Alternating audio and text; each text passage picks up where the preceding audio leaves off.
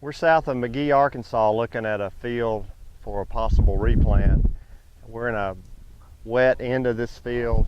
This field probably took 3 weeks to emerge, and then it's emerged unevenly, and then in these wetter areas we just don't have enough of a stand.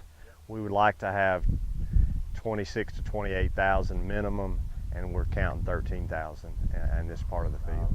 When we have corn that's more than 2 growth stages behind, that plant's basically just going to be a weed. It's not going to produce an ear at all, or not a very big ear at all, but it is going to compete with these other plants for light and for nutrients and for water.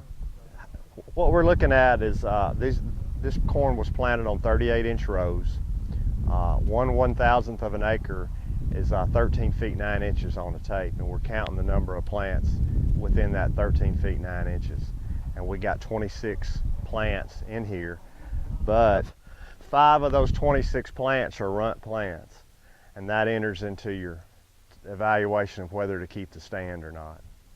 One of the problems that we're having in this field is that the planters dropping 2 seeds too close together, and we call those doubles, instead of a nice uniform spacing.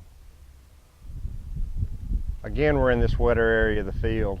We've got seed that have rotted under the soil. We've got corn that doesn't even have a collar on it yet. Here's one that's got 2 collars, 2 collars, 2, and then again seed that's not going to emerge. So we've got all these different progressions, like a stair step of corn, all in the same, right in the same 3 feet of this row. So what we're doing is using this DuPont Pioneer Field Facts corn grain evaluation stand replant guide for the southern U.S. So we've assessed our stand. We know how many plants per acre we have, and we're kind of looking at a yield estimation chart that's on this form that's based on that, how much reduction we think we're going to get under high yield environments from a reduced stand. And we're looking at gaps, how many gaps there are in the stand, and then assessing those delays in development, and that's those runt plants that we've showed pictures of, the ones that are 2 growth stages or more behind the majority of the field.